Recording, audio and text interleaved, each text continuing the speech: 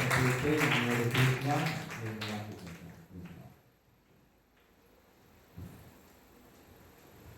பேசலாம்.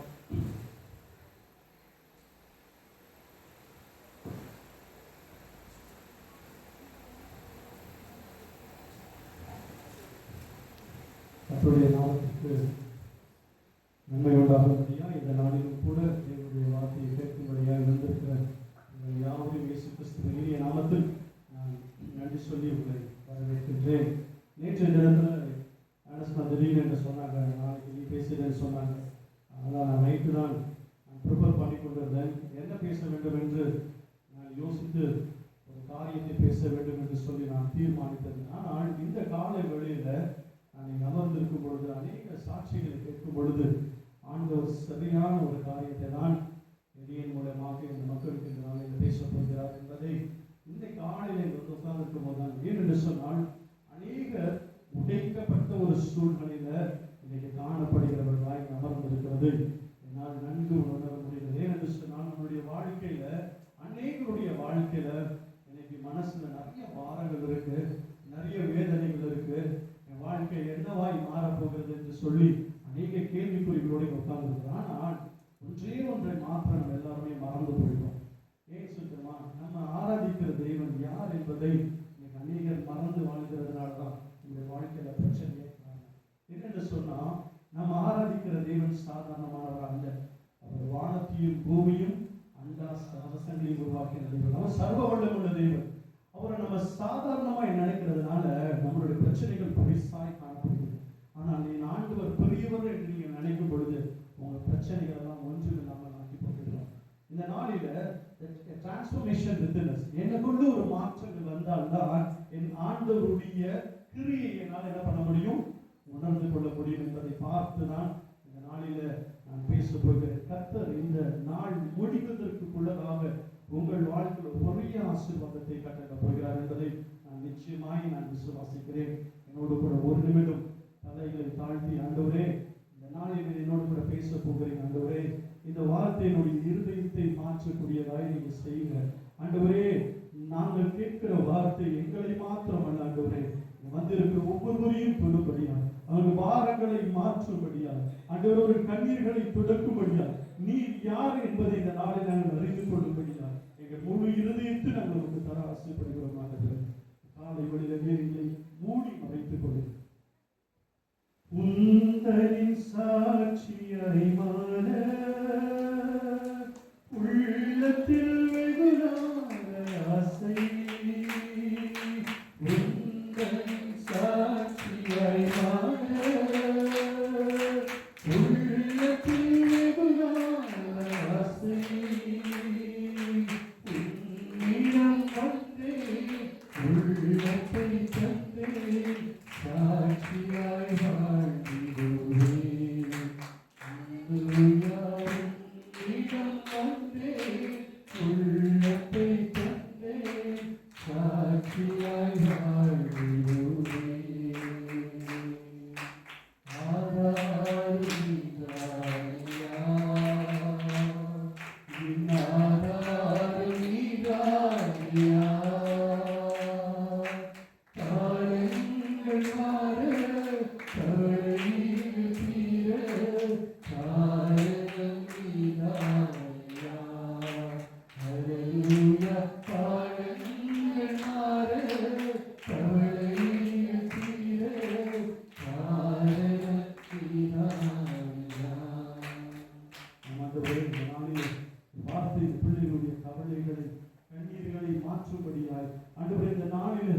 சபையை விட்டு நாங்கள் கடந்து செல்லும் பொழுது ஒரு பெரிய நம்பிக்கை விசுவாசத்தோடு கூட நாங்கள் கடந்து செல்லும்படியாக வார்த்தைகள் பிள்ளைகளோடு கூட இடைப்படும்படியாக நான் சொல்லுகிறேன். இயேசுவின் நாமத்தில் சொல்லிக்கொள்ள நல்ல பிதாவே.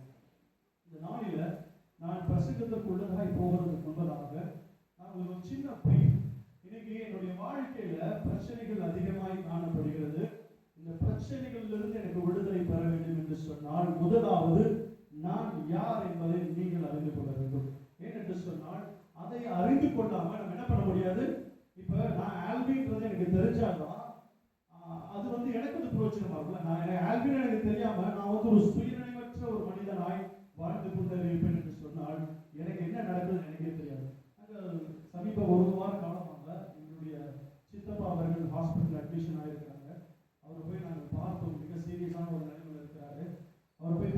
நான் அண்ணனும் கண்ணீரோடு கூட ஜெபித்தோம். ஆண்டவரே, எங்க அப்பாவை போல சாய உடையவராக இருப்பார். அதை பார்த்தோட எங்க கண்ணீர் தான் வந்தது. எஸ்ப்பா, எங்க அப்பா ரூபத்தில் இருக்கிற ஒருவரும் நாளில் ஆபத்தான ஒரு நிலைமையில இருக்குன்னு சொல்லிட்டு அண்ணா கண்ணீரோடு ஜெபித்தாங்க. அவங்க என்னத்துமா எங்கிட்ட சொன்னாங்க, கடைசி ஸ்டேஜ் எல்லார்கிட்டையும் சொல்லிட்டாங்கன்னு சொல்லிட்டு எங்க கடைசியா சொன்னாங்க. அண்ணன் ஜெபித்த போது சொன்னாங்க, இல்லை அவர் வீடுமா எழுந்து வருவார் என்று சொல்லி ஜெபித்து விட்டு நாங்கள் கடந்து வந்தோம். டாக்டர்ஸ் கைவிட்டாங்க, எல்லாரும் கைவிட்டாங்க. அவர் சுயநினைவில் இருந்தாரு. அடுத்த நாள் அவரை போய் பார்க்கும் பொழுது அவருடைய வென்டிலேஷன்ல இருந்து அவர் வெளியில் எடுத்தாங்க. ஒவ்வொரு மாற்றங்களாக வந்து அடுத்த நாள் நான் போய் பார்க்கும்போது அவர் ஐசியூல இருந்து நார்மல் வார்டுக்கு வந்து விட்டார். நான் நேற்று திறந்து போய் பார்த்தபோது அவர் நன்றாய் பேசுகிறார் என்று கேள்விப்பட்டு தேவனுடைய நாமத்தை மகிமைப்படுத்தும். இந்த நாளிலும் கூட நம்முடைய வாழ்க்கை கூட இப்படிப்பட்ட ஒரு செத்த நிலைமையில காணப்படலாம். எல்லாராலும் கைவிடப்பட்ட ஒரு நிலைமையில காணப்படும். ஆண்டவரே, என் வாழ்க்கை என்னவாக போகுது நினைக்க தெரியல சொல்லி பெரிய கேள்விக்குறியோட கூட நாம். ஆனால் தெய்வம் சொல்லுகிற காரியம் என்னன்னு சொன்னால், உங்களை நான் திக்கற்றவர்களாய் இருந்தேன். ஆண்டவர் ஒரு நாளும் என்ன பண்ண மாட்டாரு, கைவிட மாட்டார். ஏன் என்று சொன்னால், அவர் உங்களை எப்படி மீட்டெடுக்கிறார் என்று சொன்னால், தன்னுடைய வெளியேற பெற்ற ரத்தத்தினால தன்னை கடைசி ரத்தத்தை கூட சிந்தி உங்களை அவர் மீட்டெடுத்திருக்கிறார். அப்படிப்பட்ட தேவனை ஆராதிக்கிற நீங்களும் நானும் பாக்கியவான்களாக இருக்கிறோம். ஒரு அருமையான ஒரு ஸ்டோரி நான் ரீசெண்டா ஒரு இடத்துல நான் கேட்டேன். ஒரு சிங்கம் ஒரு பெரிய கூட்டமாய் அது ஓடிக்கொண்டிருந்தோம். தன்னுடைய குட்டிகளோடு கூட தாய் சிங்கமும் ஆண் சிங்கமும் என்ன பண்றோமா, அந்த குட்டிகள் அழைத்து ஓடிக்கொண்டிருச்சாங்க. அப்போ பயங்கரமான மழை பெய்ச்சிட்டு இருந்த அந்த சூழ்நிலையில ஒரே ஒரு குட்டி என்ன பண்ணிச்சு, அது வழி தவறி போயிருக்கு. அந்த குட்டி வழி தவறி போய் என்ன பண்ணிருச்சு தெரியுங்களா, அது போய் தவறான ஒரு மந்தையில சேர்ந்துருச்சு. அந்த மந்தை என்ன மந்தை, ஆட்டு மந்தை கூட என்ன பண்ணிச்சு, அந்த சிங்கம் போயிடுச்சு. இந்த கூட்டத்துல இவங்க பயந்து அடிச்சு இடி மின்னலமா இருந்தனால அந்த தாய் சிங்கம் மற்ற குட்டிகளை பாதுகாக்கும்படியா அதை அழைத்து கொண்டு அது வேற திசையில போயிட்டு இந்த குட்டி சிங்கம் என்ன ஆச்சு தெரியுங்களா, இந்த ஆட்டு கூட்டத்தோடையே ஓடு, ஆடுகள் மாதிரியே இருந்து ஆடுகளுக்குள்ளேயே வளர்ந்து கொண்டே இருந்தான். அப்ப இந்த சிங்கம் என்ன பண்ணுச்சு, குட்டி சிங்கம் பெரிய சிங்கமாய் மாறலாம். பெரிய சிங்கம் மாறினது ஆடுகள் என்ன பண்ணும், இந்த ஓநாய்கள் வந்து அட்டாக் பண்ணும்போது என்ன பண்ணும், ஆடல் என்ன பண்ணும், திருச்சி ஓடும். திருச்சி ஓடும் பொழுது இந்த சிங்கம் என்ன பண்ணலாம், அந்த ஆட்டுக்குட்டியோட ஓடுதான், பயந்து ஓடுதான். அதுக்கு யாரும் என்ன பண்ணல, அதுக்கு தெரியல, அது ஓடுது, ஆட்டுக்குட்டியோட ஓடுது. இடி வந்துச்சுன்னா பயந்து போய் அந்த ஆட்டுக்குட்டியோட போய் உட்காந்துக்குது. இப்படியா இந்த காலங்கள் கடந்தது. இந்த சிங்கம் அப்படியே இருக்குமா, சிங்கம் வளர்ந்து பெரிய பயங்கர தோற்றத்தோடு இருந்துச்சான். ஆனா அது ஆட்டுக்குட்டோடு இருந்தபடினால அதோடைய குணங்கள் எல்லாம் ஆட்டுக்குட்டங்களோட இருந்துச்சான். அப்ப மீண்டும் மாறி இடி வந்து மழை வந்தால் ஓனாய் வந்துச்சா, சின்ன சின்ன மிருகங்கள் வந்து தோற்ற கூட ஆடு என்ன பண்ணும், ஓடுறதுதான் வேலை. ஆடு வேலை என்ன பண்றது, ஓடிக்கிட்டே இருக்க வேண்டியதான். கடைசி வரைக்கும் தன் பயந்து ஒரு பொந்துக்குள்ள போய் ஒளியிருக்கும், மறைந்து இருக்கிறது. அது கூட சிங்கமும் போய் ஒளிய கொண்டிருந்தான். இப்படியாய் நடந்து கொண்டிருக்கும் பொழுது ஒரு நாள் நான் சிங்கமானது அந்த காட்டுக்குள்ள வரும் பொழுது பார்த்தா தூரத்திலிருந்து தன்னுடைய பிள்ளையை பார்க்கும்போது கண்களிலிருந்து தண்ணீர் வந்துடும். ஐயோ, நான் சின்ன வயசுல இழந்து போன அந்த குட்டியாச்சே, அந்த ஆட்டு மந்தைக்குள்ள இருக்குது என்று சொல்லி போனா என்ன பண்ணா, சிங்கத்தை பார்த்தாது தாய் சிங்கம் என்று தெரியாத பயந்து ஓடுதான். அப்ப அந்த சிங்கம் சொல்லிச்சானா, மகனே நீ இருக்கிறது சரியான இடம் இல்ல, நீ இந்த காட்டுக்கே ராஜாவாய் உன்னை ஆண்டவர் வச்சிருக்கிறாரு. ஆனா நீ ஆடு கூட்டத்தோடு கொடுத்ததுனால இந்த ஆட்டுக்கள் பின்னதாய் ஓடி ஓடி ஓடி உடைந்து பயந்து நீ வாழ்ந்து கொண்டு இருக்கிறன்னு சொல்லி அந்த நாளில் அந்த சிங்கத்தை வெளியில கொண்டு வந்து அதுக்கு யார் என்றது காட்டலாம். இந்த உலகத்துல பாத்தீங்கன்னா அன்னைக்கு அந்த சிங்கம் தெரிஞ்சிச்சான் நான் யார் என்பது. அப்போதுதான் அது வீர சத்தம் கொடுக்கும் பொழுது அந்த முழு காடு எப்படி அதிர்ந்து பயந்து போயிருந்தான். அப்படிப்பட்ட தேவனை ஆராதிக்கிற நீங்களும் நானும் இன்னைக்கு நம்மளாம் எப்படி இருக்கிறோம் தெரியுமா, நம்ம யார் என்று தெரியாம ஆட்டு மந்தைகளை போல ஆட்டு கூட்டத்துக்குள்ள என்ன பண்றோம், மறைஞ்சு ஓடிட்டு இருக்கோம். பிரதர் கூட ஒரு சாட்சி சொன்னார், நான் என்ன செய்வது என்று தெரியல. நீங்கள் சாதாரணமான ஆட்கள் அல்ல, நீங்கள் அசாதீனமானவர்களாய் ஆண்டவர் உங்களை படைத்திருக்கிறார். ஆகவே நம்ம பயப்படும் அவசியம் இல்லை. நான் இந்த உலகத்தையும் வானத்தையும் படைத்த தேவனுடைய பிள்ளையாய் இருக்கிறபடினால, கர்த்தர் எனக்குள்ள இருக்கிறபடினால நான் பயப்பட போவதில்லை. ஆகவே அப்படிப்பட்ட ஆசீர்வாதம் என்னுடைய வாழ்க்கையில் நடக்க வேண்டும் என்று சொன்னால் நான் என்ன செய்ய வேண்டும் என்பதுதான் இந்த நாளை குறித்து நாம் தியானிக்க போகிறோம். யாராவது ரோமர் 12:2 எடுத்து வாசிக்கும்படியாய் கேட்டுக்கொள்ளும். ரோமர் 12:2.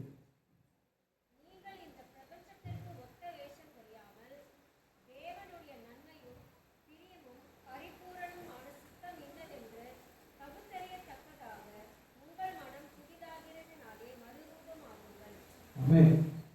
நம்ம இந்த உலகத்தின் உள்ள காரியங்களை நினைத்து நம்ம பயந்து கவலைப்பட்டு இருக்கிறோம். ஆனால் தேவனுடைய சித்தம் அது அல்ல. தேவன் இந்த நாளில உங்களை ஒரு புதிய மனுஷனாய் மாற்ற வேண்டும் என்பது ஆண்டவருடைய திட்டமாக இருக்கிறது. இந்த நாளில இத்தனை ஆண்டு காலங்களாய் நான் தேவனுடைய பிள்ளையாய் வாழ்ந்து கொண்டிருக்கின்றேன். தேவனுக்காய் நான் இருக்கிறேன். ஆனா எனக்குள்ள என் இருதயத்துக்குள்ள ஒரு மாற்றங்கள் வராமல், என் இருதயம் புதுப்பிக்கப்படாமல் எனக்குள்ள என்ன பண்ணாது? மாற்றங்கள் வராது. இத்தனை ஆண்டு காலங்களால் என் இருதயம் அப்படியே இருக்கிறது. ஆனால் இருதயத்துக்குள்ள மற்ற அநேக காரியங்கள் நடந்து கொண்டிருக்கிறது, கிரியை செய்து கொண்டிருக்கிறது. ஆனால் என் தேவனுக்குரிய சித்தத்தை என்ன பண்றதில்ல, என் இருதயம் செய்யறதில்லை. அந்த செய்யாத ஒரு சூழ்நிலையினாலதான் பிசாசு நம்மளுடைய வாழ்க்கையை என்ன பண்ணுகிறான்? ஆட்கொண்டு இருக்கிறான். அவன் குடியிருந்து கொண்டு அவன் என்ன பண்றான்? அவன் இருதயத்துல நன்மையான காரியத்தை செய்யக்கூடாதபடி அவன் தீமையான காரியங்களை விதைத்துக் கொண்டிருக்கான். இந்த நாளில கர்த்தர் உங்களையும் என்னை பார்த்து சொல்லுகிற காரியம் என்னன்னா, ஒரு டிரான்ஸ்பர்மேஷன் என்னுடைய வாழ்க்கையில தேவைப்படுகிறது. அந்த டிரான்ஸ்பர்மேஷன் என்று சொன்னால் என் இருதயத்துக்குள்ள இந்த நாளில ஒரு மாற்றம் தேவைப்படுகிறது. இந்த கடைசி காலங்களா இருக்கிறபடினால என் வாழ்க்கையில மாற்றங்கள் மாறுதல் இல்லாமல் இருக்கும் பொழுது தேவன் என் இருதயத்துக்குள்ள பிரவேசிக்க முடியாது. என் இருதயத்துக்குள்ள கர்த்தருக்கு விருப்பமில்லாத காரியத்தை நான் எடுத்து போடும் பொழுது கர்த்தர் என் இருதயத்துக்குள் வருவார் என்று சொன்னால் என் வாழ்க்கை புதிதாய் மாற்றப்படும். ஆண்டவர் என் வாழ்க்கை புதிதாய் மாற்றப்பட வேண்டும் என்று சொன்னால் முதலாவது நான் செய்ய வேண்டிய காரியம் என் இருதயத்தை திறந்து தேவன் உள்ளே வருவதற்கு நான் அனுமதிக்க வேண்டும். இந்த நாளில யோசிச்சு பாருங்க, என்னுடைய இருதயம் எதனால் நிறைந்திருக்கிறது? இந்த உலகத்துக்குள்ள நம்ம வாழ்கின்றோம், எல்லாம் சரிதான். ஆனால் என் உள்ளான இருதயத்துக்குள்ள தேவன் இல்லை என்று சொன்னால் என்னுடைய என்ன சொல்றது, என்னுடைய காரியங்கள் எப்படி இருக்கும் என்று சொன்னால் அதற்கு தேவனுக்கு மாறாய் காணப்படுகிறது. அநேக சபைக்கு வந்துட்டோம் சொன்னா ரொம்ப பரிசுத்தமா இருப்பாங்க, ரொம்ப பயபக்தியா இருப்பாங்க, எல்லாம் பண்ணுவாங்க. ஆனால் இன்னைக்கு மாற்றங்கள் எப்படி இருக்குதுன்னா வெளியில தான் மாற்றம். வெளியில பாத்தீங்கன்னா அவங்கள பல பரிசுத்தவான்கள் யாருமே இருக்க முடியாது. ஆனால் அவன் உள்ளான இருதயமும் தேவன் இல்லாத ஒரு வீடாய் அது காணப்படுகிறபடினாலதான் அவங்க வாழ்க்கையில என்ன பண்றதுல ஆசீர்வாதத்தை அடைய முடியும். இன்னைக்கு உங்க வாழ்க்கையில கர்த்தர் கிரியை செய்ய வேண்டும் என்று சொன்னால் நீங்கள் முதலாவது செய்ய வேண்டிய காரியம் என்னவென்று சொன்னால் என் இருதயத்துக்குள் இயேசு வர வேண்டும். என் இருதயத்துக்குள்ள இயேசு வரும் பொழுது உங்கள் வாழ்க்கை மாற்றப்படும். இன்னைக்கு என் வாழ்க்கையில் இந்த பிரச்சனைகள் ரொம்ப வருஷமா என் கூட வருது பிரதர், அநேக வருஷமா நான் தொடர்ந்து வருது. என் வாழ்க்கையில் ஆசீர்வாதமே இல்லை, என் வாழ்க்கையில பிரச்சனையை மட்டும்தான் நான் சந்தித்துக் கொண்டு வருகிறேன் என்று சொன்னா அதற்கு முக்கிய காரணம் என்ன தெரியுமா? நான் முதலாவது தேவனுடைய ராஜ்யத்தின் நீதியும் நான் தேட வேண்டும். இவையை தேடாமல் நான் மற்ற எதை பண்ணாலும் என் வாழ்க்கையில ஆசீர்வாதத்தை அடைய முடியும். இரண்டாவது காரியம் என்னவென்று சொன்னால் ஒரு புதிய இருதயமும் ஒரு புதிய ஆவியும் என்னை என்ன பண்ணணும்? ஆட்கொள்ள வேண்டும். எனக்கு ஒரு புதிய ஒரு ஹார்ட் எனக்கு நிச்சயமாய் வேண்டும். எசேக்கியேல் 36:26 யாராவது ஒரு எழுத்து வாசிங்க.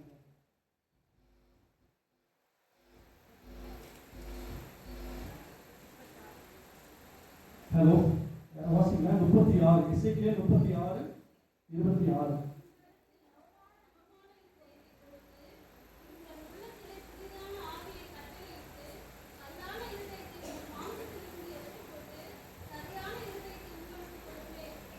ஆமென். அப்ப இவ்வளவு நாட்களாய் என்னுடைய இருதயம் எப்படி இருக்கிறது? கல்லாய் இருக்கிறது. இந்த கல்லான இருதயம் உடைக்கப்படும் பொழுதுதான் சதையான ஒரு இருதயம் புதுப்பிக்கப்படுமாய் கர்த்தர் சொல்லுகிறார். இந்த நாளில என்னுடைய இருதயம் எத்தனை வருஷம் நான் மெசேஜ் கேட்டாலும், எத்தனை பாஸ்டர்ஸ் வந்து எங்க வாழ்க்கையில பேசினாலும் என்னுடைய இருதயம் எப்படி இருக்குது? கல்லாய் தான் இருக்கிறது. அப்ப இந்த கல்லான இருதயம் இந்த நாளில உடைக்கப்படும் பொழுது உங்கள் இதயம் சதையாய் மாறும். ஆக என்னோட இருதயம் கல். சில பேர் போய் பார்த்துருக்கலாம், நான் நிறைய பேரை பார்த்துருக்கேன்.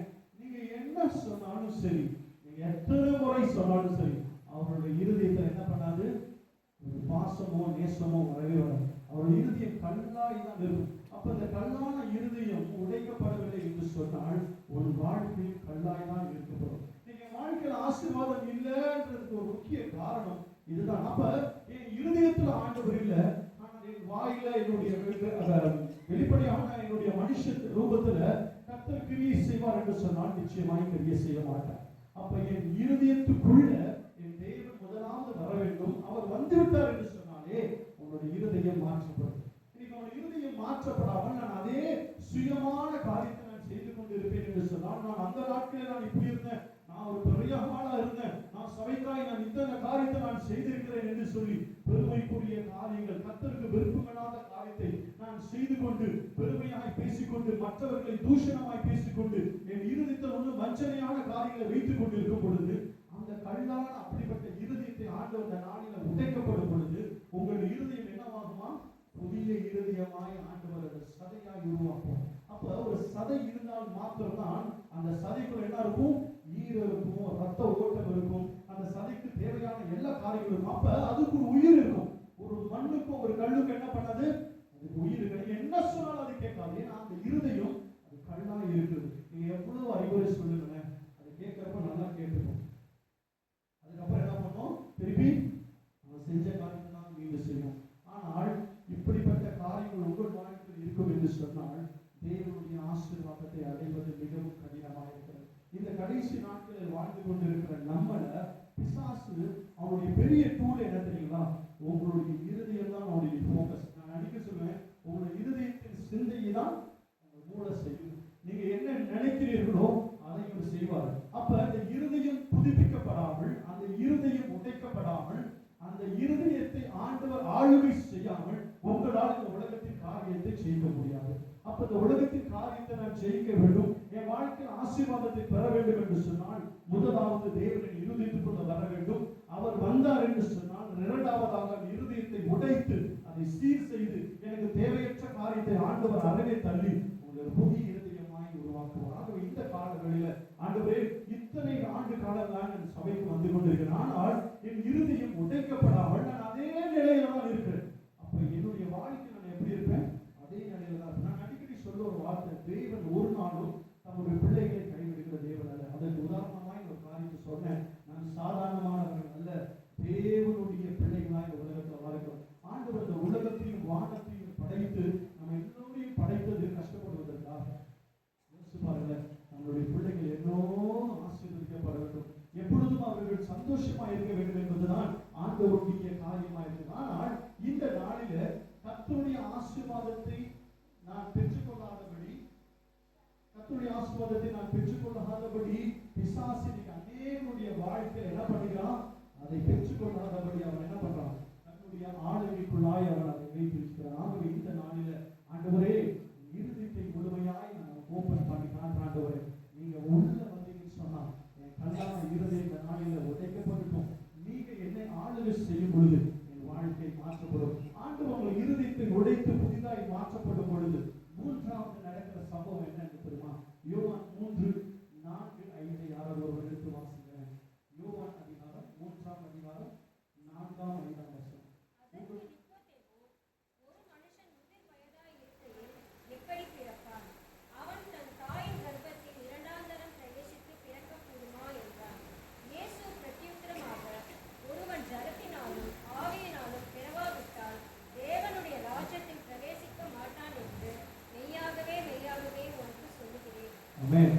இந்த நிக்கோதேமு என்கிற ஆள் யார் என்று தெரியுமா? இந்த நிக்கோதேமு என்கிற ஆள் யார் என்று சொன்னால், சனகரிப்பு சங்கம் என்று சொல்லி அந்த நாட்களிலே அப்படிப்பட்ட ஒரு பெரிய ஒரு ஸ்தானத்துல he is a teacher of law, அதாவது சட்ட திட்டங்களை அறிவிக்கிற ஒரு பயங்கரமான ஒரு டீச்சராக, ஒரு ஆசிரியராக, ஒரு போதிக்கிறவராக இருந்தவர். கேட்கிற கேள்வி பார்த்தீங்க என்று சொன்னால், அவர் கேட்கிற கேள்வி மீண்டும் ஒருவரை வாசிக்கும்படியாக நான் கேட்கிறேன்.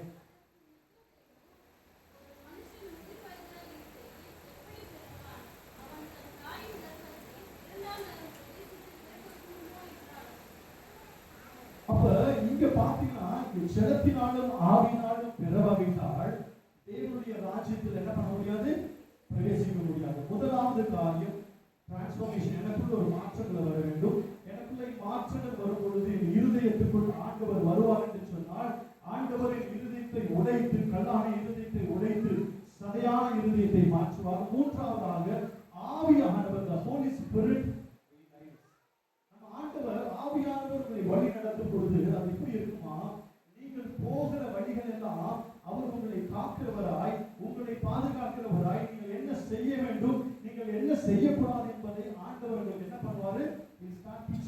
அவர் மகனே நீ போற வழி இது தப்புப்பா, இது செய்யாதப்பான்னு சொல்லிட்டு ஆண்டவர் the Holy Spirit என்ன பண்ணும்? நம்ம இது வழி நடத்த ஆரம்பிக்கணும். அப்ப மூன்றாவது காரியம், ஒரு முக்கியமான காரியம், ஆண்டவருடைய வழி நடத்துதல் உங்கள் வாழ்க்கையில் இருக்கும் என்று சொன்னால் நீங்கள் சரியான காரியத்தை என்ன பண்ணுவீங்க? செய்யக்கூடிய மனிதர்களாய் ஆண்டவர் என்ன பண்ணுவாரு? உங்களை மாற்றுவார். அப்ப முதலாவது நான் என்னை ஆண்டவருக்கு தர வேண்டும்.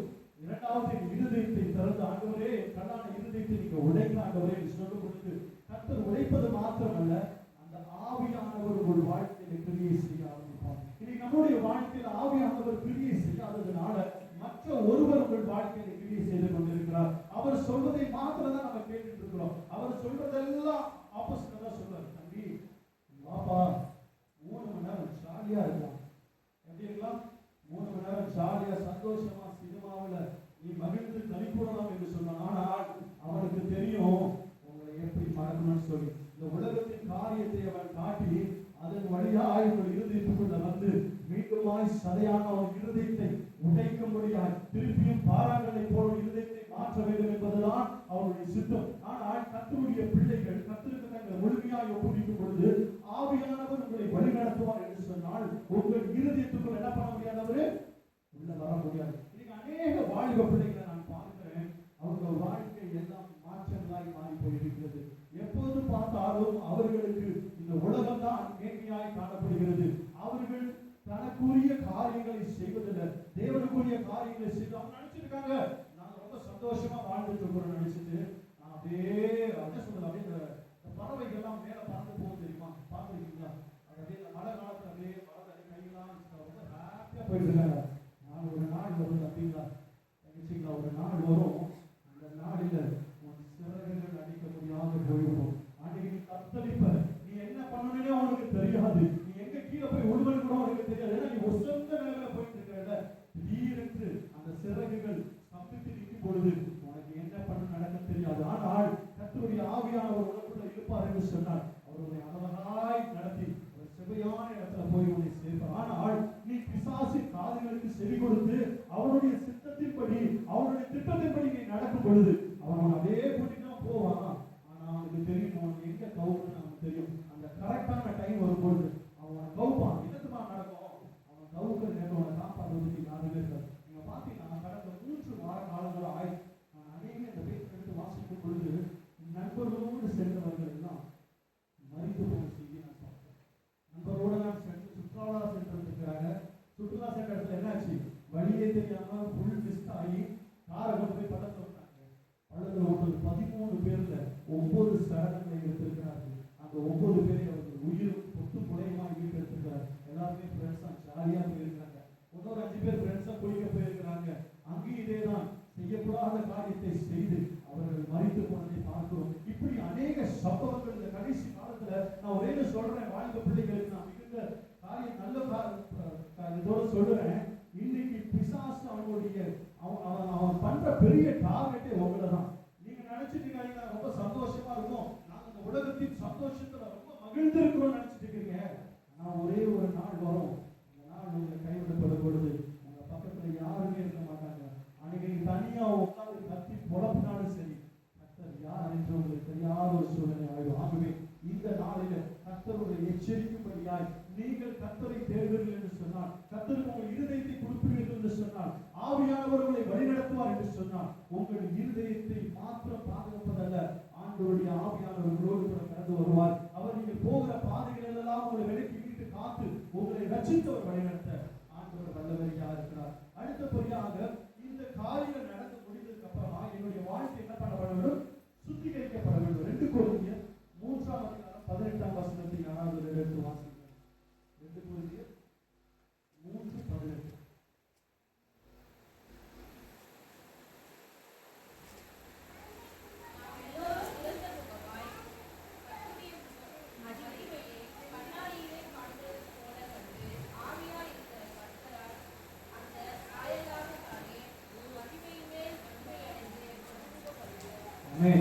கர்த்தருடைய மகிமை மேல் மகிமை அடைந்து மறுரூபமாக்கப்படுவோம். வாழ்க்கை சுத்திகரிக்கப்படும். கர்த்தர் நம்முடைய வாழ்க்கை மறுரூபமாக்கப்படும் பொழுது, நம்முடைய வாழ்க்கை சுத்திகரிக்கப்படும் பொழுது என்ன ஆகும் என்று சொன்னால், முதலாவது காரியத்தை நம்ம பார்த்தோம், என் வாழ்க்கையில் ஒரு டிரான்ஸ்ஃபர்மேஷன் வேண்டும். இரண்டாவது, என்னுடைய புதிய இருதயத்தை ஆண்டவர் கட்டளையிடுவார். மூன்றாவது, என்னை மீண்டுமாய் அவர் ரீஜெனரேஷன், என்னை முழுமையாய் என்னை ஆண்டவர் உருவாக்கி ஆவியானவர் எனக்குள்ளே நடந்து வருவார். நான்காவதாக, என்னுடைய வாழ்க்கை சுத்திகரிக்கப்படும். ஆண்டவர் என்னை வாழ்க்கை சுத்திகரிக்கப்படும் பொழுது என் வாழ்க்கையில் இருக்க தேவையற்ற காரியம் எல்லாம் என்ன வரும்? அகற்று போகும், ஒவ்வொன்றாய் அகற்று போகும். ஆண்டவர் உங்கள் வாழ்க்கை சுத்திகரிக்கப்படும் பொழுது உங்கள் வாழ்க்கையில் இருக்க தேவையற்ற காரியங்கள், குப்பைகள் எல்லாவற்றையும் ஆண்டவர் என்ன பண்ணுவாரு? சுத்திகரிப்பார். உங்கள் வாழ்க்கையில் ஆசீர்வாதத்தை அடைய வேண்டும் என்று சொன்னால் இந்த ஒவ்வொரு காரியத்தையும் ஆண்டவர் என்ன பண்ணுவாரு? நீங்கள் தேவனுக்கென்று உங்களை கொடுக்கும் பொழுது, ஆண்டவருடைய கரங்களில் அவருடைய பாத்திரமாய் நீங்கள் மாறும் பொழுது, ஆண்டவர் உங்களை எடுப்பது மாத்திரமல்ல, அவர் எடுத்து உங்களை புதுப்பித்து உங்களை சுத்திகரித்து உங்களை அவர் வழிநடத்தவும் ஆண்டவர் வல்லமையாக இருக்கிறார். இந்த காலங்களில் என் வாழ்க்கையில் இப்படிப்பட்ட சூழ்நிலையில் நான் காணப்படுகிறேன். என் வாழ்க்கையில சந்தோஷமும் இல்லை, சமாதானமும் இல்லை, என் வாழ்க்கையில நான் ரொம்ப சோர்ந்து போய் நான் இருக்கிறேன் என்று சொல்லி இருக்கிற உங்க வாழ்க்கையை ஆண்டவர் இந்த நாளில் மாற்றும்படியாய் காலை வழியில் உங்களோடு கூட பேசிக் கொண்டிருக்கிறார். நீங்க செய்ய வேண்டியதெல்லாம் ஒரே ஒரு காரியம் தான். நான் ஆராதிக்கிற தேவன் ஜீவன் உள்ளவர். அவர் ஒரு நாளும் என்னை கைவிட மாட்டார். அவர் என்னை ஒரு நாளும் என்னை துன்பத்தை அடைய அவர் என்ன பண்ண மாட்டாரு? கைவிடவே மாட்டார். நான் தேவனை நம்பி இருக்கிறேன், அவர் என்னை வழி நடத்துவார் என்கிற நம்பிக்கை, விசுவாசம் உங்களுக்கு வேண்டும். அப்ப என்னை சுத்திகரிக்கப்படும் பொழுது அடுத்ததாய் உங்கள் வாழ்க்கையில் ஒரு மாற்றம் உண்டாகும். அந்த மாற்றம் என்னவா இருக்கும் என்று சொன்னால், அது ஒரு அன்பும் இரக்கமும் உங்களுக்குள்ள புதிதாய் ஆண்டவர் கொடுப்பார். அப்ப ஒரு மனிதன் புதுப்பிக்கப்படும் பொழுது, அவன் சுத்திகரிக்கப்படும் பொழுது அவனுக்குள்ள என்ன வரும்? ஆட்டோமேட்டிக்கா லவ் அண்ட் அஃபெக்ஷன் வரும், லவ் அண்ட் கம்பேஷன் வரும். அவன் தேவனுக்கு ஏற்ற மகனாய் மகளாய் அவன் என்ன பண்ணுவான்? அவன் மாறுவான். யோவான் 3:15-16 வாசிக்கிறேன். யோவான் 3:15-16. தன்னை விசுவாசிக்கிறவன் எவனோ அவன் கெட்டுப் போகாமல் நித்திய ஜீவன் அடையும்படிக்கு உயர்த்தப்பட வேண்டும்.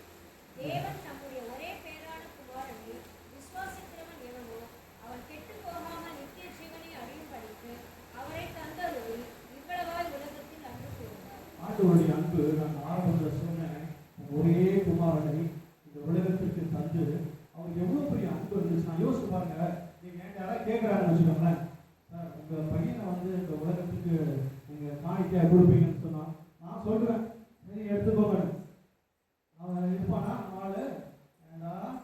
நான் வந்து அடிக்கப்பட்டு சாகிறதுக்கு நீ ஒப்பு கொடுப்பியா? நீ ஒப்பு கொடுக்கறதா? நீ அந்த சாப்பாடு போட்டு என்ன வளர்த்தியா? போயா, உனக்கு வேற வேலை இல்லைன்னு சொல்லிட்டு என்ன பண்ணிடுவாங்க?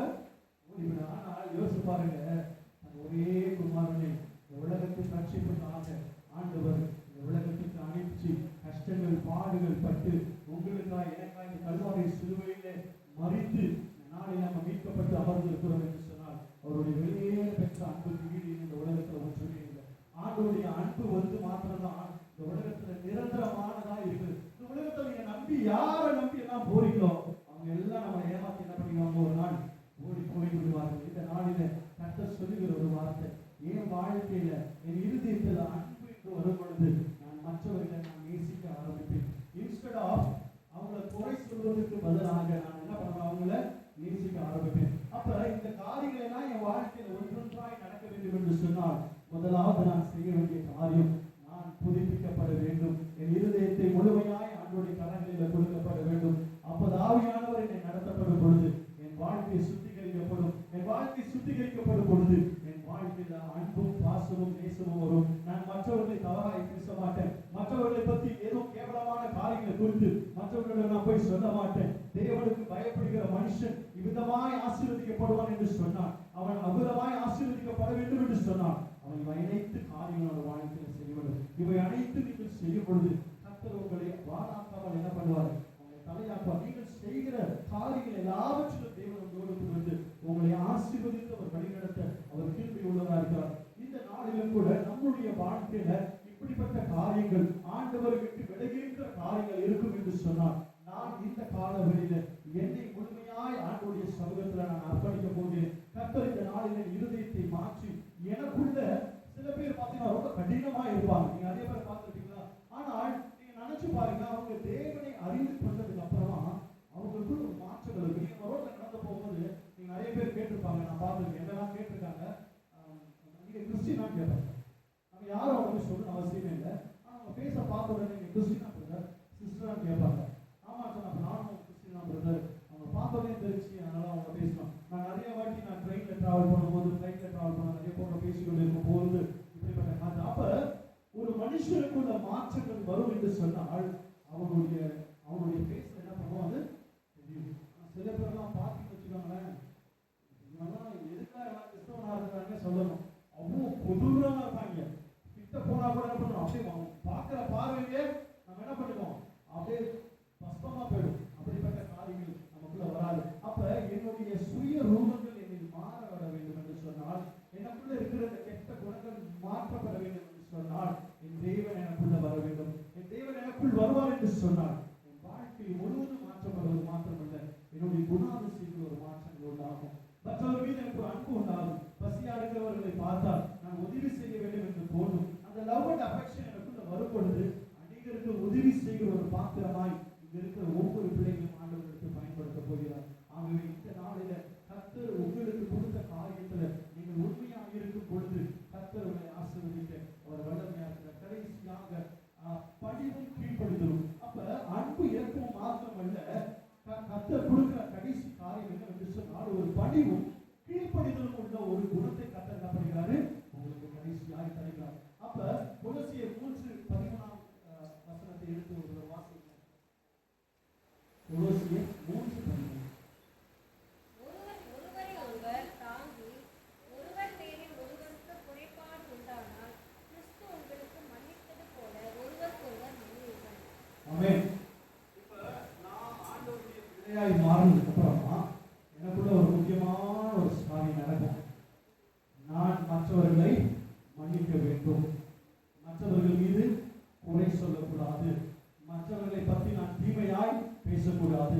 அப்ப ஒரு கிறிஸ்தவனுடைய அடையாளங்கள் என்ன என்பதை இந்த நாளில் நம்ம எல்லாரும், அப்போ ஒரு உண்மையாய் கிறிஸ்தவனாய் இருக்க வேண்டும் என்று சொன்னால், அவன் கர்த்தரை பின்பற்றுகிறவனாய் இருந்தான் என்று சொன்னால், அவனுக்குள்ள என்ன பண்ணப்படும், அவனுடைய ஆவி புதிக்கப்படும். அவன் ஒரு நாளும் குறை சொல்ல மாட்டான், ஒரு நாளும் புரணி பேச மாட்டான், அவன் ஒரு நாளும் மற்றவர்களை தலைகுறவாய் பேச மாட்டான். இப்படிப்பட்ட காரியங்கள் எனக்குள்ள இல்லை என்று சொன்னால், இந்த நாளில ஆண்டவரே நீ மாற்றுங்க. இவ்வளவு நாள் என் இருதயத்தில் நான் உங்களுக்கு தந்தேன் ஆண்டவரே, ஆனா நான் உண்மையாய் தரல.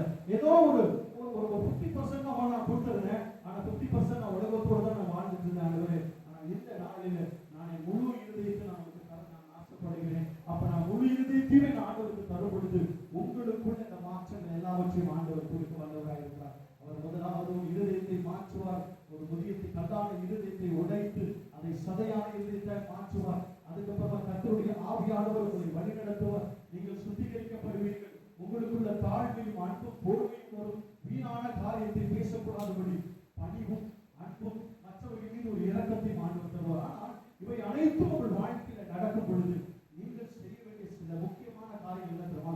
இப்படிப்பட்ட காரியங்கள் உங்களுக்குள்ள நடக்கும் பொழுது, இப்படிப்பட்ட நிகழ்வுகள் உங்கள் வாழ்க்கையில நடக்கும் பொழுது இதை பார்த்து கொண்டே ஒருத்தர் இருப்பார். அவர் உங்களை என்ன பண்ண மாட்டார், அவரு சும்மா உடவே மாட்டார். ஓஹோ, நீ உண்மையாக தேவனுடைய பிள்ளையாய் மாறிட்டேன்னு சொல்லி உங்கள் வாழ்க்கையில பிரச்சனைகளை கொண்டு வரும். அப்ப இந்த பிரச்சனைகளை நாம் எதிர்கொள்ள வேண்டும் என்று சொன்னால் எனக்கு ரொம்ப ரொம்ப முக்கியமான ஒரு காரியம் என்ன தெரியுமா? Everyday practice. நீங்க பாத்தீங்கன்னா நான் ஜோயல் கால் பண்ணேன். ஜோயல் எங்க இருக்கிறேன்னு கேட்டப்ப அவர் பிராக்டிஸ்ல இருக்கிறார். ரன்னிங், பயங்கரமா ரன்னிங் பிராக்டிஸ் பண்ணிட்டு இருக்கிறார். அப்ப இந்த பிராக்டிஸ் பண்ணாதான் அவர் நினைத்த லட்சை அவர் என்ன பண்ண முடியும், அடைய முடியும். அப்ப நான் பிராக்டிஸ் பண்றது எல்லாமே சேல்ஸ் அண்ட் மார்க்கெட்டிங். இங்க இருக்கிற ஒவ்வொருத்தர் டீச்சிங் ப்ரொஃபஷனல் எல்லாம் ஒரு ப்ரொஃபஷனல் இருக்கிறாங்க. எல்லாரும் ஒரு பிராக்டிஸ் பண்றாங்க. ஆனால் உங்களுக்கு இருதயத்துக்கேற்ற ஒரு பிராக்டிஸ் இருக்கு. அந்த பிராக்டிஸ் எல்லாருமே நம்ம மறந்துட்டு இருக்கோம். தெரியுமா? இந்த பிராக்டிஸ் தான் டெய்லி ப்ரேயர். நான் பார்க்குறேன் அநேக மாணவ பிள்ளையை பார்த்து எனக்கு ரொம்ப வேதனை தான் அடைகிறது. ஏன்னு சொன்னால் அவங்க நைட்டு 12 மணி வரைக்கும் என்ன பண்றதில்ல, தூங்குறது இல்லை. சில பேர் 2 மணி வரைக்கும் தூங்குறது இல்லை. சில பேர் 3 மணி வரைக்கும் தூங்குறது இல்லை. அவங்க வாழ்க்கை ஃபுல்லாக மொபைல் தான். மொபைலை பார்த்து பார்த்து பார்த்து பார்த்து என்னதான் பார்க்குறாங்கன்னு தெரியல. கண்ணு போய் கடைசியில் 40 வருஷம் புதுரானா சுத்த போகிறாங்க. பாதி வாழைகள் ஐயா எனக்கு கண்ணு தெரியல ஐயா ஏதாவது எனக்கு பண்ணுங்க சொல்லிட்டு நான் சொல்கிறேன். நீங்கள் பார்த்துக்கோங்க, நான் சொல்கிற ஒவ்வொரு வார்த்தையும் மேபி நான் இருக்கிறேன்னா இருக்க மாட்டேன்னா என்னவோ தெரியல. ஆனால் நடக்க போகிற சம்பவத்தை நீங்கள் பார்க்க போறீங்க. இந்த நாளில் கர்த்தருக்கு உங்களை ஒப்பு கொடுத்து கர்த்தருடைய பிள்ளைகளாய் நீங்கள் மாறவில்லை என்று சொன்னால் இதோ காலங்கள் வருகிறது. அது கொடிய காலங்களாய் மாறப்போகிறது. என்னடா எப்ப பார்த்தாலும் மொபைலை பத்தி பேச சொன்னா இந்த காலங்களில் நீங்கள் கெட்டு போகிற காரியத்தை ஆண்டவர் பார்த்து விசனம் அடைந்து கொண்டிருக்கிறேன். ஏன்னா ஒரு நாள்ல 24 மணி நேரத்துல நீங்கள் almost 20 hours you are wasting for உலக பிரகாரமான காரியத்துக்காக நேரத்தை கொடுக்கிறீங்க. ஆனா ஒரு நாள் 1/2 மணி நேரம் தேவனுக்காக நீங்க செலவு செய்யணும். யோசிச்சு பாருங்க. 1/2 hour குட்டி போட்டு தேவன் தனியா உள்ள போய் உட்காந்து நீங்க மொபைல்ல பேசி என்னமோ ஃப்ரெண்ட்ஸ் எல்லாம் பேசிட்டு இருக்கீங்க. ஆனா தனிமையா இத்தனை வருஷங்களாக உனக்கு திமிர்வாத காரணம் போல நீங்க பெரிய பாடி பில்டிங் எல்லாம் பண்ணி நீங்க பெரிய ஆள் ஆகுறீங்க. ஆனா என்னைக்காவது ஒரு நாள் கர்த்தர் உன்னை இவ்வளவு மேன்மையா வளர்த்திருக்கிறாரு, உன்னை உயர்த்திருக்கிறாரு, இத்தனை ஆண்டு காலங்களை கரங்களை பிடித்து நடத்திருக்கிறாரு, உன் உடம்புல சின்ன கீரல் கூட விடாம பாதுகாத்திருக்காரு. அந்த தேவனுக்கு என்னைக்காவது நீங்க நன்றி சொல்லியிருக்கீங்களா? யோசிச்சு பாருங்க. ஆனா அந்த உலகத்தின் காரியத்தை குறித்து பேசுவோம் என்று சொன்னா நீங்க பெரிய சண்டைகள் போல பேசுறீங்க. ஆனால் நாட்கள் வருகிறது, நீ விதைக்கிற ஒவ்வொரு காரியத்தையும் நீ அறுத்துதான் ஆக வேண்டும். நீ இந்த நாளில கர்த்தருக்குள் இருதயத்தை முழுமையாய் தந்து ஆண்டவருடைய பிள்ளையாய் மாறவில்லை என்று சொன்னால் இந்த கொடிய காலங்கள் வந்து கொண்டு நேற்று தினத்துல நாங்கள் மகளும் நாங்கள் டிராவல் பண்ணி கொண்டிருக்கும் பொழுது ஒரு செய்தி, புது செய்தி ஒன்று வந்தது. என்ன தெரியுமா? இஸ்ரவேல் தேசத்துல ஒரு மகாபெரிய சட்டம் உண்டாயிற்று என்று சொல்லி கேள்விப்பட்டேன். அநேக இடங்களில் அற்புதங்கள் அடையாளங்கள் நடந்து கொண்டிருக்கிறது. ஆண்டவருடைய வருகை சமீபமாக இருக்கிறது. ஆண்டவர் இந்த நாளில வருவார் என்று சொன்னால் நீயும் நானும் கைவிடப்பட்டு விடுவோம். ஆகவே இந்த நாளில கர்த்தர் சொன்ன இந்த காரியத்தை, ஆண்டவர் சொன்ன இந்த வார்த்தைகளை நீங்கள் கேட்பது மாத்திரமல்ல, நீங்கள் மெடிடேட் பண்ணி வச்சுக்கோங்களேன். இந்த குறித்து நீங்கள் தியானிக்கும் பொழுது கர்த்தர் என் வாழ்க்கையில் இப்படியெல்லாம் செய்வாரா, என் வாழ்க்கையில் அற்புதம் செய்வாரா? நிச்சயமாய் செய்வார். எப்போ செய்வார் என்று சொன்னால் முழு இருதயத்தை கொடுத்து. நான் சொன்ன மாதிரி இந்த ராமுடைய பிரச்சனை எனக்கு பெரிய பிரச்சனையாவே தெரியல. ஏன் தெரியுமா? கர்த்தர் நினைத்தார் என்றால் ஒரே ஒரு நிமிஷம் போதும், ஒரு நொடி பொழுதில் அவருடைய பிரச்சனைகளை தலைகளாய் மாற்றுவதற்குரிய வல்லமையும் அதிகாரமே தேவனுடைய கரத்தில் இருக்கு. இந்த நாளில் நீங்க அநேக பிரச்சனைகளோடு கூட வந்திருக்கலாம். சில பேர் நான் என்ன பண்ண போறேன் ஈஸியா சொல்லாங்கிறது. ஆனா நான் படுற கஷ்டம் எனக்கு மட்டும்தான் தெரியும். நீங்க படுற கஷ்டம் எனக்கு தெரியுதோ இல்லையோ, தேவனுக்கு நிச்சயமாய் தெரியும். இந்த நாளில் தேவன் உங்களை கூர்ந்து கவனித்துக் கொண்டிருக்கிறார். உங்கள் தேவை என்ன என்பதை தேவன் அறிந்திருக்கிறார். நீங்கள் செய்ய வேண்டியதெல்லாம் ஒன்றே ஒன்று மாத்திரம்தான். இந்த நாளில் அன்றைய இருதயத்தை நான் உங்களுக்கு தருகிறேன். எல்லோரும் அப்படியே விட கால் பண்ணிட்டு இந்த காலை ஆராதனை வேளையில ஆண்டவரே என்னோடு கூட பேசின வார்த்தைக்காக நான் நன்றி செலுத்துகிறேன். ஆண்டவரே இருதயத்தை நீ புதுப்பிக்கும்படியாக நான் ஜெபிக்கிறேன். இந்த நாளில கதானின் இருதயத்தை என் தேவனை உடைக்கும்படியாக நான் ஜெபிக்கிறேன். அப்பா என் இருதயத்தை உடைப்பது மாத்திரமல்ல ஆண்டவரே, நீரே உடைய கரத்தினால் என்னை வணங்கிக் கொள்ளுங்க. ஆண்டவரே அநேக பிள்ளைகளுடைய வாழ்க்கை நாங்கள் பார்க்கிறோம். அவர்கள் தங்களுடைய வாழ்க்கையை வீணெடுத்துக் கொண்டிருக்கிறார்கள். தேவனுக்கென்று தங்களை நேரத்தை செலவு செய்வதில்லை. உலகத்தின் காரியத்தை குறித்தவர்கள் ஓடிக்கொண்டிருக்கிறார்கள். ஆண்டவரே இந்த நாளில் நீ பேசின வார்த்தை ஆண்டவர் அவருடைய வாழ்க்கையை குறியை செய்யும்படியா, அவருடைய இருதயங்கள் காலங்களில் உடைக்கப்படும்படியா, ஆண்டவரே அவருடைய இருதயங்கள் உடைக்கப்படும் மாத்திரமல்ல, அவருடைய இதயம் புதுப்பிக்கப்பட்டு தேவ ஆவியானவர் அவர்களை வழிநடத்தி ஆண்டவரே அவர்கள் செல்ல வேண்டிய இடத்திற்கு நீர் அவரை கூட்டி செல்லும்படியா நான் செபிக்கிறேன். ஆண்டவரே ஆடுகளை போல அல்ல ஆண்டவரே, நாங்கள் சிங்கத்திற்கு ஒப்பான பிள்ளைகளாய் உலகத்தில் வாழ்கிறோம். நாங்கள் தேவனுடைய பிள்ளைகளாய் இருக்கிறபடினால நாங்கள் சிங்கங்களாய் இந்த உலகத்தை ஆளுகை செய்கிறவர்களாய், எப்படி சிங்கம் காட்டை ஆளுகிறதோ அதை அடிப்பதற்கு ஒரு மிருகம் கிடையாது. அதே போல எங்களை தாக்குவதற்கோ, எங்களை ஆண்டவரை மிரட்டுவதற்கோ, எங்கள் ஆசீர்வாதத்தை பிடிப்பதற்கோ, இந்த உலகத்தின் பிசாசின் கரைகளில் கொடுப்பதற்கோ அவனுக்கு அதிகாரம் என்ன? ஆண்டவரே நீர் எங்களுக்கு எல்லா அதிகாரத்தையும் எல்லாரும் வாய்களை திறந்து ஆண்டவருடைய நாமத்தை மகிமைப்படுத்துவோமா? கர்த்தரை மகிமைப்படுத்துகிற இடத்துல தேவ ஆசீர்வாதம் உண்டு. இந்த காலங்களில் உங்கள் வாழ்க்கையில் இருக்கிற எல்லா சாபங்களை ஆண்டவர் மாற்றும்படியாய், எல்லா இருதயங்கள் உடைக்கப்படும்படியாய், எல்லாருடைய வாழ்க்கையில் இருக்கிற எல்லா சாபத்தை ஆண்டவர் இந்த நாளிலே நீக்கி போடும்படியாய், ஒரு புதிய ஆசீர்வாதம் எங்கள் வாழ்க்கையில் நடக்கும்படியாய் நாங்கள் எங்களை முழுமையாக அர்ப்பணிக்கிறோம். ஆண்டவரே நீங்க எங்களை ஏற்றி எங்களை நடத்தும். ஆண்டவரே இந்த கருத்தை எங்களை முற்றிலுமாய் எங்களை நாங்கள் தாழ்த்தி அர்ப்பணிக்கிறோம். ஆண்டவரே நீ இருக்கிற எங்களை பெலருள்ள பிள்ளைகளாக நீர் மாற்றும். ஆண்டவரே இந்த கருத்தை எங்களை தாழ்த்தி நாங்கள் அர்ப்பணிக்கிறோம். பாடல் என்னோடு கூட சேர்ந்து நீ அவர்கள் பாட முடியாது. பெலரும் சொல்லிலே தேவா வெள்ளத்தால் இணைக்கின்ற பாடலை என்னோடு கூட சேர்ந்து பாட முடியாது. உண்மையாகவே இந்த நாளில் அநேக பலனற்றவர்களாக சோர்ந்து போனவர்களாக கண்களில் கண்ணீர் நிறைந்தவர்களாக ஐயோ நாளை காலையில் விடுத்து நான் என்ன பண்ண போறேன் அதுவரை கலைஞரை கண்களில் பார்த்து கொண்டிருக்கிறார்கள். வேதனையோடு இருக்கிற பிள்ளைகளை நீங்க பார்த்து கொண்டிருக்கிறீங்க. அப்பா இந்த நாளில பிள்ளைகள் தன்னுடைய முழு இருதயத்துக்கு கொடுக்கிறாங்க. இந்த நாளில் பிள்ளைகளுடைய இருதயத்துக்குள்ளே பிரவேசிக்கும்படியாக நான் செபிக்கிறேன். வருகின்ற வாரத்தில் ஒரு புதிய சாட்சிகளை நாங்கள் கேட்க வேண்டும். ஆண்டவரே சபையாராகி நாங்கள் எல்லோருமாய் சேர்ந்து தேவனுடைய நாமத்தை மகிமைப்படுத்தும்படியா என் பிள்ளைகளுடைய வாழ்க்கையை கிரியை செய்ய ஆசீர்வாதத்தை தரப்போகிறீர்கள் என்ற விசுவாசத்தின் நம்பிக்கையோடு கூட நாங்கள் செபிக்கிறோம் ஆண்டவரே. உங்கள் வாழ்க்கையில் ஒரு புதிய ஆசீர்வாதத்தை கட்டிடும்படியாக நாங்கள் செபிக்கிறோம் ஆண்டவரே. தாழ்த்தி அர்ப்பணிக்கிறோம் ஆண்டவரே. பாடலை பாடுங்கள். பெறவொன்றுமில்லை. Thank you, Jesus. Hallelujah. பெறவொன்றுமில்லை தேவா, ஆவியாய் படுத்தும் சத்துவம் இல்லாத எனக்கு சத்துவம் தந்தருளும். சத்துவம் இல்லாத எனக்கு தந்தருளும். பெறவொன்றுமில்லை தேவா, ஆவியாய் படுத்தும்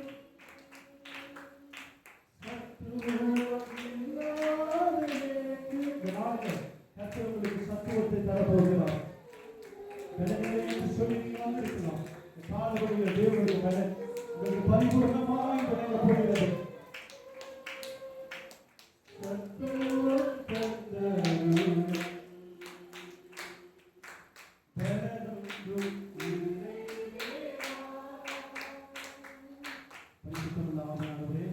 நல்ல காலை வேலைக்கான நன்றி செலுத்துகிறோம். இவ்வளவு நேரமாய் இந்த வார்த்தைகளோடு கூட இடைப்பட்ட தயவுக்காக நன்றி செலுத்துகிறோம் ஆண்டவரே. இந்த கரத்துல பிள்ளைகளோட கரங்களில் கொடுக்கிறோம் ஆண்டவரே.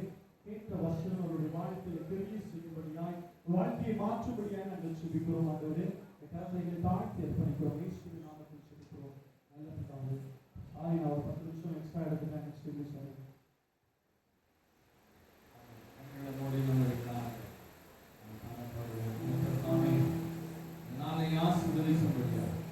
தேவனுடைய வார்த்தையை கேட்டு நம்முடைய வாழ்க்கையில் தேவன் ஒரு மாறுதலை கட்டளிடும்படியாக பலனில்லாத நம்மளை தேவன் பலப்படுத்தும்படியாக தேவனிடத்துல செபிக்கலாமா? கர்த்தர் பெரிய காரியங்களை செய்ய போகிறார்.